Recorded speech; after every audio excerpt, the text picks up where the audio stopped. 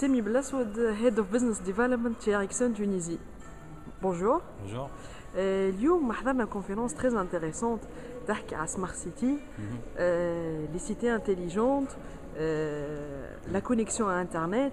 Tu as parlé de fibre optique, d'interaction. Tu as parlé de Facebook comme troisième pays du monde. Si c'était un pays, ce sera la troisième cité du monde. De vidéo on demand, de beaucoup de services. Si on commençait par définir qu'est-ce qu'une cité intelligente d'abord. Ok. En fait, il y a plusieurs définitions des villes intelligentes.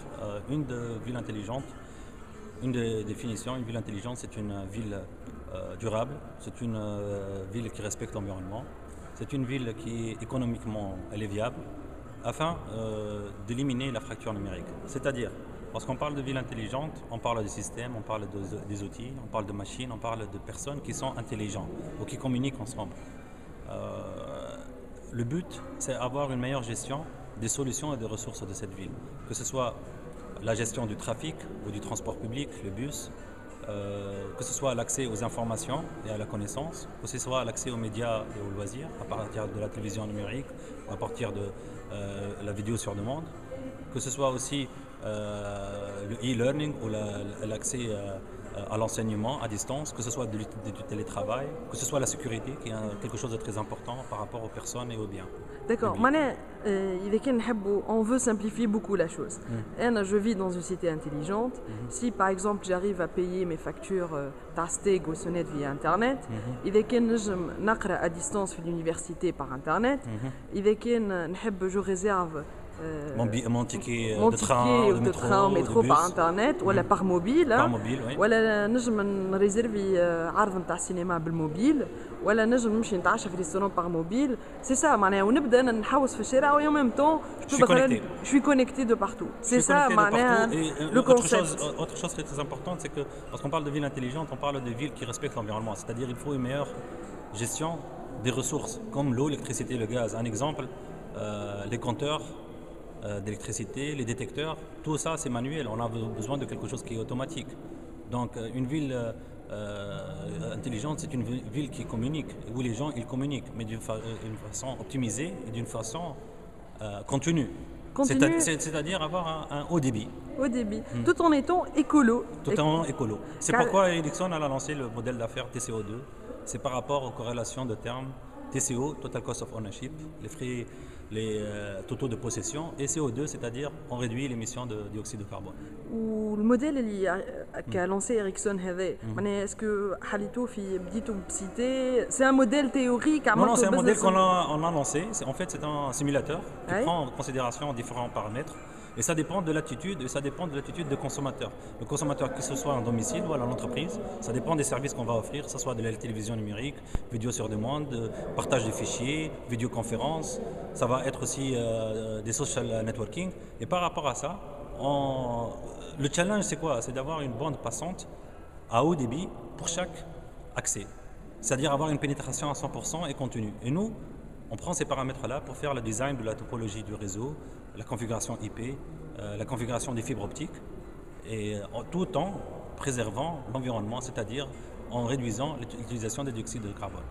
Où je connais les clients comme les solutions c'est les gouvernements ou les entreprises ou c'est qui vos clients pour cette solution? En fait, on est un partenaire.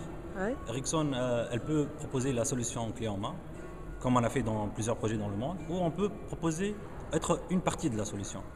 Les partenaires, ça peut être la cité, par exemple comme le cas de la cité de Stockholm, ça peut être le gouvernorat, ça peut être la ville, ça peut être la municipalité, ça peut être aussi un groupe d'investisseurs dans le cas du tourisme, ça peut être l'enseignement, le gouvernement par rapport à les universités virtuelles, ça peut être aussi les distributeurs de l'eau, d'électricité, de gaz. Il y a beaucoup d'intervenants, mais nous on est un partenaire.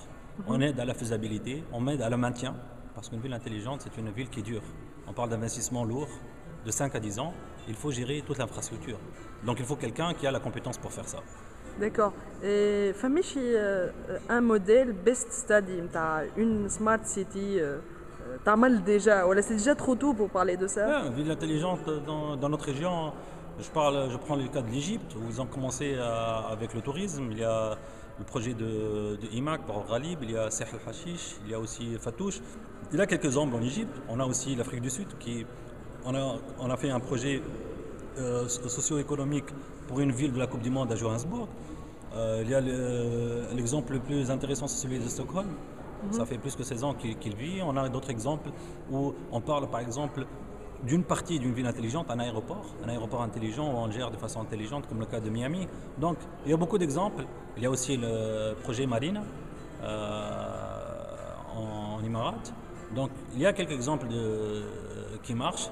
Il y en a d'autres exemples qui sont en cours de déploiement, comme le cas de la ville de King Abdallah en Arabie Saoudite. Et nous, on se positionne ou comme fournisseur de solutions de bout en bout, ou comme un prestataire de services, ou comme une société qui consulte et qui peut gérer le projet à long terme et même tout au long de l'établissement de la ville intelligente. Ou la Tunisie dans tout ça, on est à quel point? La Tunisie, on a fait un cycle la Tunisie en fait, comme j'ai dit, la réalisation, c'est-à-dire l'investissement, c'est la chose la plus cruciale et c'est à long terme. D'accord. La Tunisie, on pourrait penser que par rapport au lac 2 ou par rapport, par exemple, le projet marine à Agamart, on pourrait penser à ça. Mais là, il faut avoir un consortium. Lorsqu'on parle de consortium, c'est-à-dire on parle de l'État, on parle des opérateurs et on parle des fournisseurs comme Ericsson. Donc il faudra avoir un consortium avec les trois. Et il y aura une possibilité de développement, mais aussi il y aura une possibilité de financement de la part des opérateurs, parce que de toute façon, c'est un modèle d'affaires. Qu'on le veuille ou non, s'il y aurait un investissement, il faudrait qu'il y ait un retour, un ROI et un retour sur un investissement. D'accord, c'est très bien tout ça. Merci beaucoup, Aïcha.